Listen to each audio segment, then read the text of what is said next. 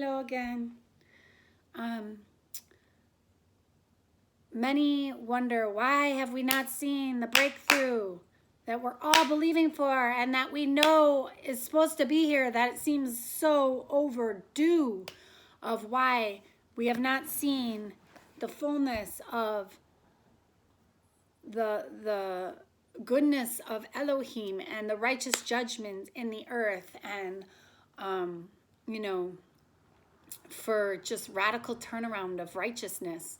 And you know, it's because most people have never experienced or seen the goodness of Elohim displayed through his people. They've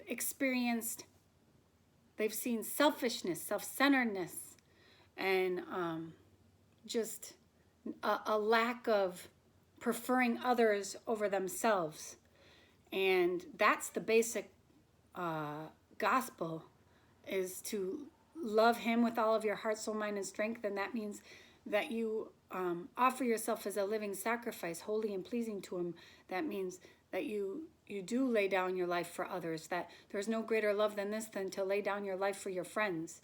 Now, you know, many people don't know, you know, maybe you don't know who your true friends are anymore, or whatever that might be, but this is why there's such a delay. Instead of the honor that should be given, there is rebellion, and there's fighting and arguing, and just debate after debate after debate, instead of being one on the same team, and being, how many really are for our Father who art in heaven, hallowed be thy name, thy kingdom come, thy will be done on earth as it is in heaven.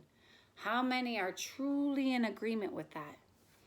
Now I realize there are so many lies that are abounding and surrounding, and that's the biggest issue at hand, which is mentioned in a passage that's been highlighted many times over the last few years, where it's like just the environment, the atmosphere. Obviously, it's the times we live in, but it's so saturated with so many lies that people have gotten tricked. And believe me, I've been tricked. But it's okay, because he's so faithful, and he allowed me to see and know truth. And you know, there's a whole bunch of people that have yet to experience and see and know this goodness of this amazing Elohim, Yahuwah, El Elyon, this beautiful Yahuwah Sabaoth, King of glory, strong and mighty in battle, so glorious, and so passionate for the souls that he suffered so much for on that cross. And how dare we try to steal that away from him? How dare we try to steal the complete full reward of his suffering from him? How dare we try to steal that away from the one who suffered so much for us?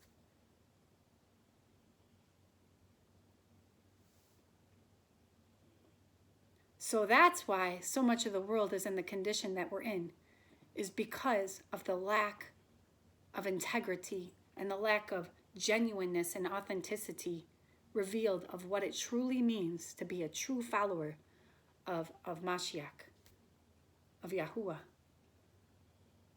Some of us are put in situations where we're not even able to do the basics, but he has much mercy and much compassion, because he sees and he knows and he understands. So these are the ones, his chosen ones, his suffering ones. He hears the groans of his prisoners. Those are the bonds that we're supposed to be breaking and helping them. And then the people, the rulers, the leaders, maybe if they see some integrity, truth of what we preach, things will dramatically shift. And I believe they are shifting for the goodness, for the sake of mankind, for all that Yahusha HaMashiach suffered for. How dare we try to take the fullness of his reward from him?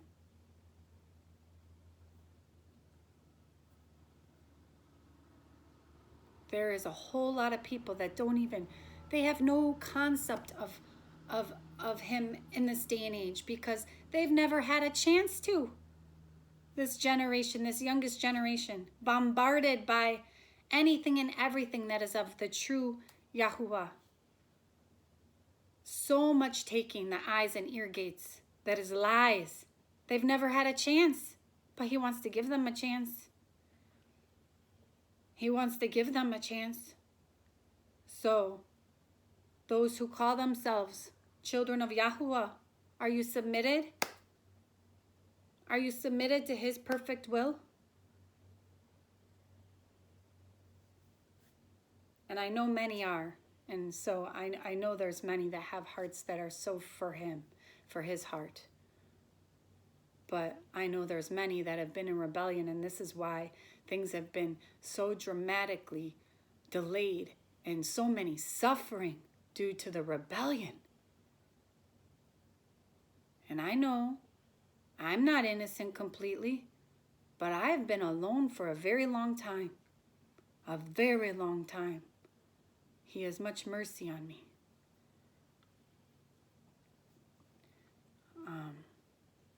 So, you know, he's into saving souls. I was a wreck. There was no hope for me. I have no righteousness apart from him. The only reason why I've ever done anything right is because of him.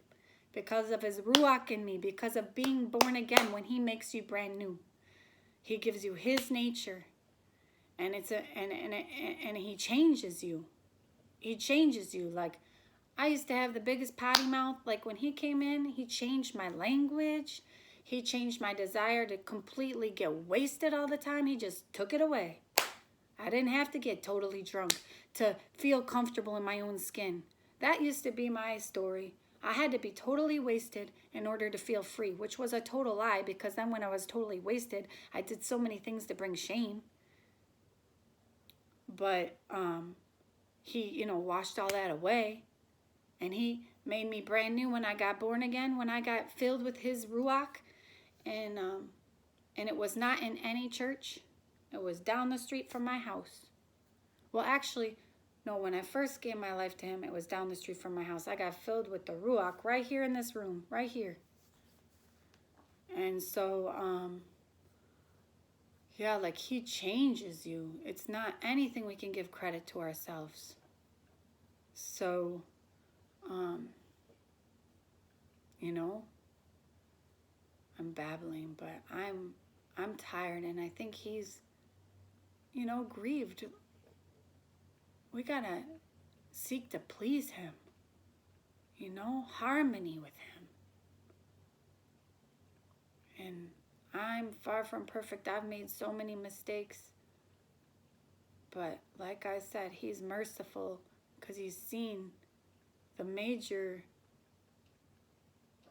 battles I've been in, all alone in the earth. So, yeah, you know, he wants to loose the bonds of wickedness. So don't oppress his chosen ones. Don't oppress those whom he has formed by his own hand. There are many suffering that don't have to be suffering. There's so much goodness to be had in Yahuwah. And so,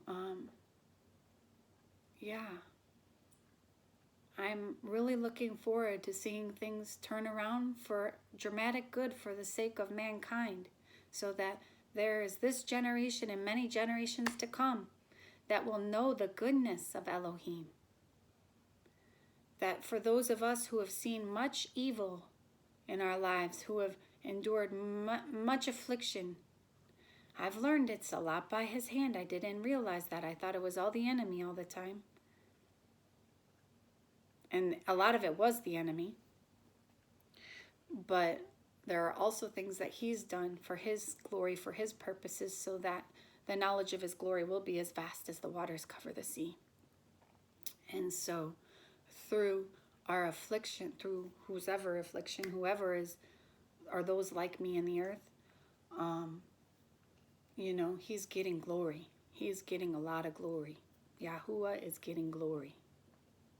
And so as the one true Elohim, the one true Savior, you know, he came as a man, Yahusha HaMashiach, but when he returns again, Yahuwah Sabaoth.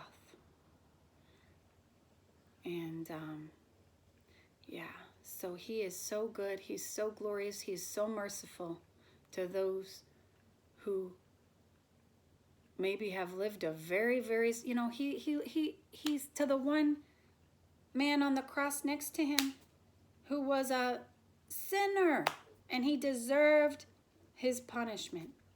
And his very last breath, he repented to Yahusha. And he said, today you will see with me in paradise. You will be with me in paradise. So we can't be self-righteous. You know, people need to see the goodness and the mercy of him and turn from their wicked ways. You know, there's righteous requirements. You can't just keep living like that and not doing what he is requiring of you to do in order that you see the salvation that he has promised. So this is for a different category of people.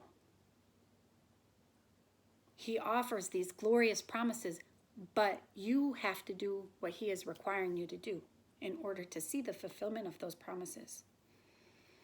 And so, yeah, I mean, he puts so much into our hands, and it's up to us on how we see our future, on how the future ends up. So, choose this day whom you shall serve, and do righteousness, and help those who he has called you to help. Do good to those whom he has highlighted you to do good to.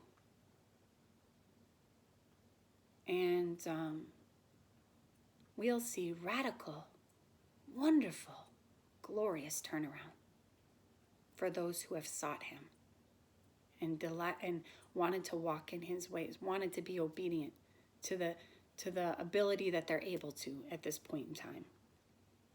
You know, there's a lot of limitations, and he's so gracious and compassionate and merciful with those limitations, and that's why he's, you know, offered so much time in all this, and his patience is so great. But it's the boiling point, okay? So there has to be manifest decisions made and action taken, proper action taken, in order for the fulfillment of really rich, great promises to be made manifest for the sake of many. Shalom.